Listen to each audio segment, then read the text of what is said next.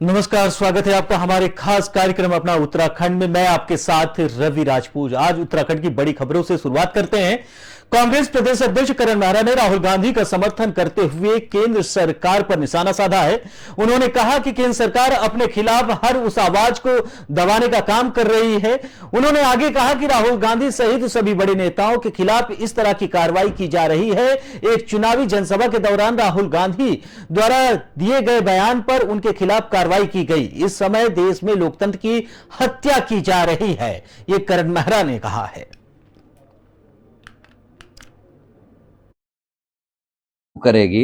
इस देश में लोकतंत्र की हत्या हो रही है। अघोषित इमरजेंसी का सब माहौल है। जो भी सरकार के खिलाफ बोलता है उसके खिलाफ सख्त कार्रवाइयां अलग अलग तरीके से हो रही, उनको प्रताड़ित किया जा रहा है। एक चुनावी भाषण में जिसमें नीरज मोदी इत्यादि जो करोड़ों हजारों करोड़ रुपया लेके हिंदुस्तान का भाग गए हैं, उस टिप्पणी को लेकर राहुल गांधी के ऊपर कार्रवाई हुई है और सर्वाधिक सजा दी गई है, उनकी सदस्यता छीन ली गई है। ऐसा लगता है बीजेपी किसी भी बड़े नेता को जो बीजेपी के खिलाफ मुखर है काम नहीं करने देना चाहती। और उसमें चाहे वो पत्रकार हैं, बड़े बड़े पत्रकारों की नौकरियां जाते हुए लोगों ने देखा है, जजेस के ऊपर दबाव देते हुए लोगों ने देखा है। और अब राहुल गांधी समेत अनेकों राज्यों के बड़े नेताओं के खिलाफ ईडी सीबीआई की जांच या इनकम टैक्स की रेड, ये सब इस देश में समय चल रहा है और जनता जागरूक है, सब जानती है। आने वाले 2024 के चुनाव में लोग। बढ़ते हैं अगली खबर की ओर, जहां जनपद रुद्रप्रयाग की मिनी स्विट्जरलैंड कहे जाने वाले चोपता में आजकल वन विभाग और स्थानीय व्यापारियों के बीच में विवाद तेजी के साथ गहराता जा रहा है, जिन कारणों से सभी स्थानीय लोगों ने संपूर्ण बाजार बंद किया है, जिसमें चौपता, तुंगनाथ व मक्कू बैंड, भूलकन, धोतीधार तक सभी दुकानें बंद कर दी गई हैं। वहीं आपको बताते चले कि घोड़े और गाड़ियों के पहिए भी बंद कर दिए गए हैं, जिसके बाद यात्रियों को भारी कठिनाइयों का सामना करना पड़ रहा है। वहीं मामले की गंभीरता को देखते हुए ऊखीमठ एसडीएम जितेंद्र व वन क्षेत्राधिकारी पंकज ध्यानी ने मौके पर पहुंचकर मामले को बातचीत के द्वारा सुलझा लिया है।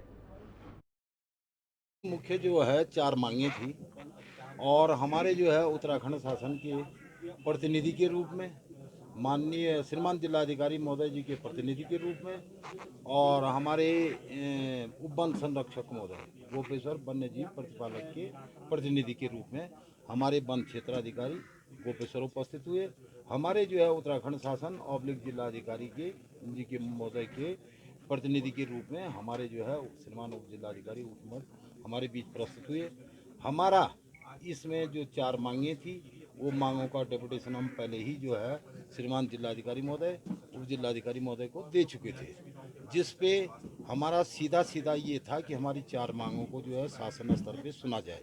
उनको लेकर भी क्या कुछ रहा आज चोपता और तुंगनाथ घाटी के लोगों ने बहुत ही सार्वजनिक तरीके से और बहुत ही संयमित तरीके से अपनी बात को सरकार के सामने रखा है और सच में ये बहुत ही बुनियादी समस्याओं को आज उन्होंने सरकार के सामने रखा है।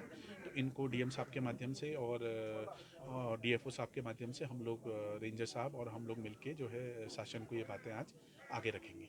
सर, जो शौचालय है बेसिक सुविधाएं हमने ऑलरेडी प्रयास करे हुए हैं, उसको लेके एक छोटा सा विरोध था कि कुछ शौचालय नहीं लग पा रहे थे। आज की बैठक में उस पर निर्णय हो गया और शीघ्र ही उसको 1-2 दिन में उनको लगा दिया गया। निश्चित तौर पर यहाँ पर जो पूर्व ज्ञापन के अनुसार संघर्ष समिति के माध्यम से जो हमारी सरकार को ज्ञापन किया था कि ये 4 मांगों के मध्य जो है यहाँ पर हमारा जो है आज 8 तारीख से जो है बाजार बंद रहेगा। पूरी व्यवसायिक पूरा टैक्सी जितने भी सारे लोग हैं वो बंद रखेंगे, लेकिन इसके तहत जो हमारे संबंधित सरकार, यही आदमी हम कहेंगे, एसडीएम साहब और हमारे रेंजर साहब आए हैं और उनके माध्यम से हमारे बीच जो वार्ता हुई है वो सकारात्मक वार्ता रही है कि जो हमारी जल जीवन जमीन जैसी जो है मूलभूत सुविधाएँ हैं और कोरोना काल के बाद जो कि हमारी ग्राम पंचायत पूरे वन पंचायत के भीतर 185 लोग वापस घर लौटे हैं, अपनी आजीविका जमाने के लिए यहाँ पे टेंट, होटल, ढाबा इस तरह से जो है रोजगार कर रहे हैं। तो निश्चित रूप से एक सिस्टम के तहत हम चाहेंगे कि हमारे वन। बढ़ते हैं अगली खबर की ओर, जहां अल्मोड़ा जनपद की विकासखंड द्वारा हाट के गांव बटेत की महिलाओं द्वारा एक बहुत ही अच्छा प्रयास किया जा रहा है, जो बेकार समझे जाने वाले पीरुल के खूबसूरत कलाकृतियां बना रहे हैं। इस अनोखे काम में उनका मार्गदर्शन मशहूर पीरुल आर्टिस्ट मंजू शाह के द्वारा किया जा रहा है। उनकी देखरेख में ही ग्रामीण महिलाएं और गांव की पंचायत भवन में खाली समय में बैठकर पीरुल की राखियां और टोकरियां, गहने, झुमके जैसे अनेकों उत्पाद बना रही हैं।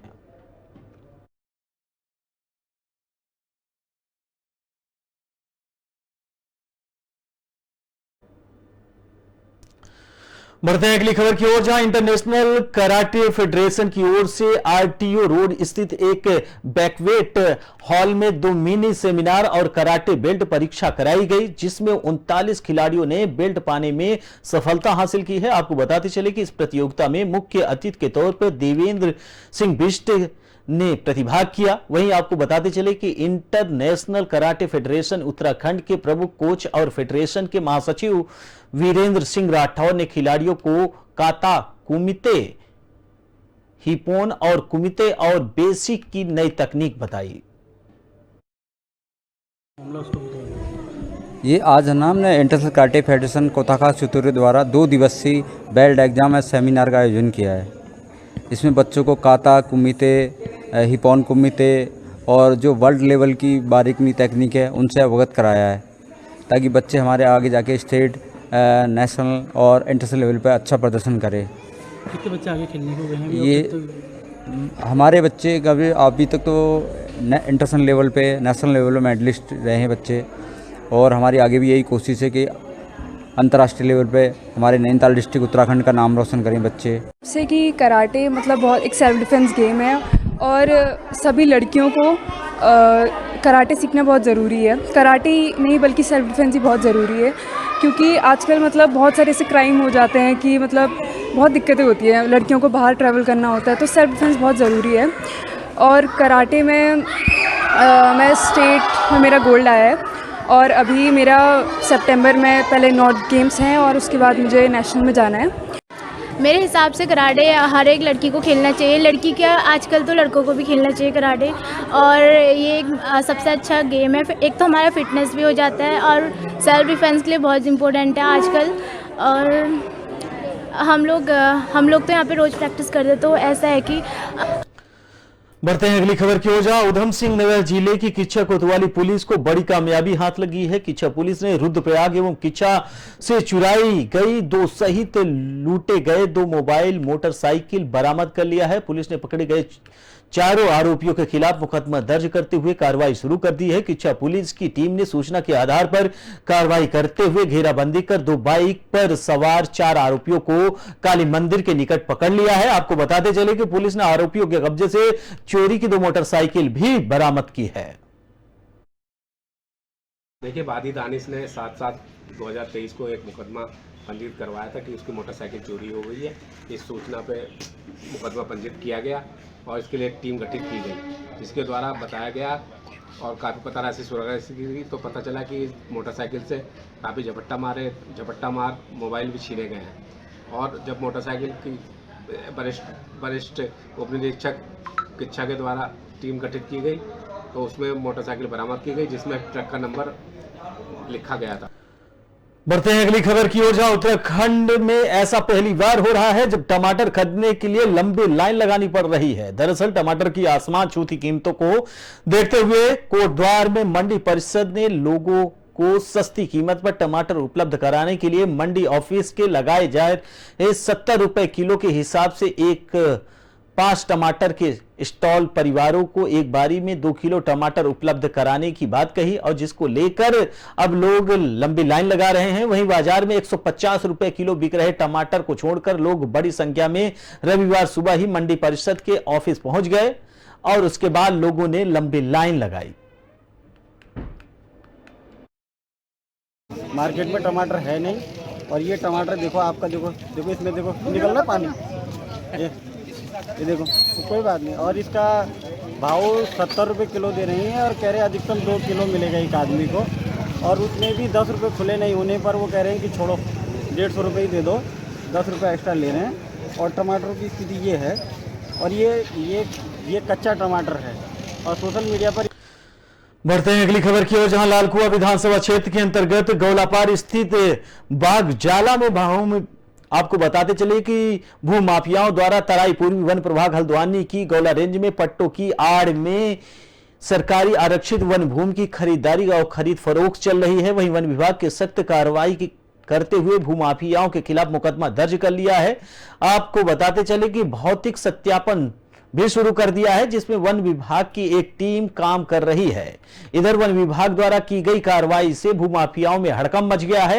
यहां मामले की जानकारी देते हुए गौला रेंज के वन क्षेत्राधिकारी चंदन सिंह अधिकारी ने बताया कि सन 1978 में वन विभाग द्वारा बागजाला क्षेत्र में कुछ परिवारों को 64 पट्टे आवंटित किए गए थे, जिनकी अवधि सन 2008 में समाप्त हो गई थी, जिसके बाद वन विभाग द्वारा सभी पट्टों के नवीनीकरण को लेकर उक्त परिवारों को नोटिस भी दिए गए थे।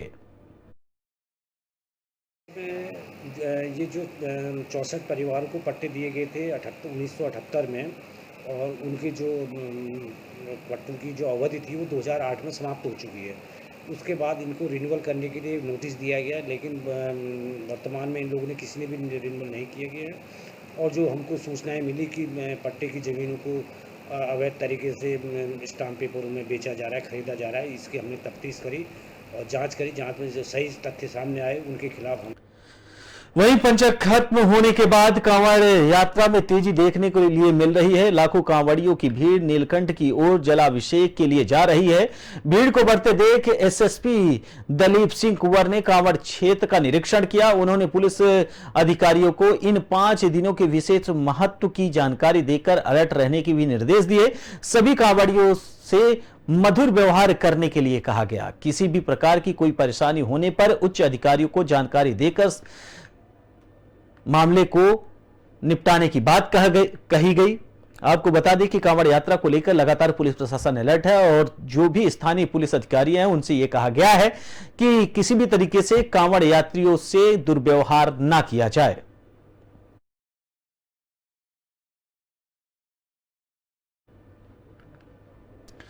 वहीं पौड़ी जिले के यमकेश्वर विधानसभा के नीलकंठ मेला क्षेत्र से व्यवस्थाओं का जायजा लेने के बाद मुख्यालय पौड़ी वापस लौटते समय ऑल वेदर रोड में ऋषिकेश देवप्रयाग के बीच NH 58 पर चट्टान के टूटने से सड़क पर आए मलबे से सड़क पूरी तरीके से जाम हो गया। वहीं डीएम डॉक्टर आशीष चौहान रास्ते में ही फंस गए। इस दौरान उन्हें अन्य राहगीरों के साथ सड़क पर पड़े मलबे को हटाने जाने का इंतजार करना पड़ा। वहीं जिला अधिकारी के साथ साथ इस दौरान अवरुद्ध मार्ग में एम्बुलेंस भी मार्ग में पूरी तरीके से फंस गई।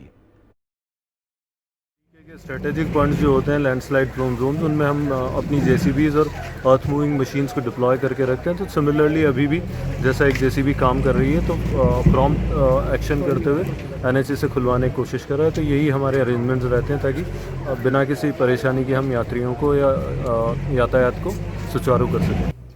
जो भी लैंडस्लाइडिंग जोन होते हैं वहाँ हम मेनली अपने जेसीबी डिप्लॉय करते हैं और क्रॉनिक।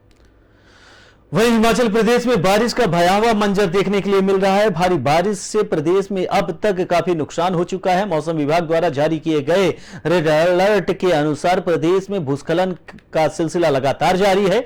इसके साथ ही कई मकान भी ध्वस्त किए गए हैं और कई लोगों की जान चली गई है। वहीं एक और ताजा मामला देहरादून के और शिमला से के बाईपास रोड पर रामगढ़ क्षेत्र के पास का है। यहां पर HRTC की बस नदी पार कर रही थी। इसी दौरान नदी में पानी का तेज बहाव होने के कारण बस बीच में फंस गई। बता दें कि बस यात्रियों से खचाखच भरी हुई थी और जिसके बाद प्रशासन की मदद से उन्हें बाहर निकाला गया।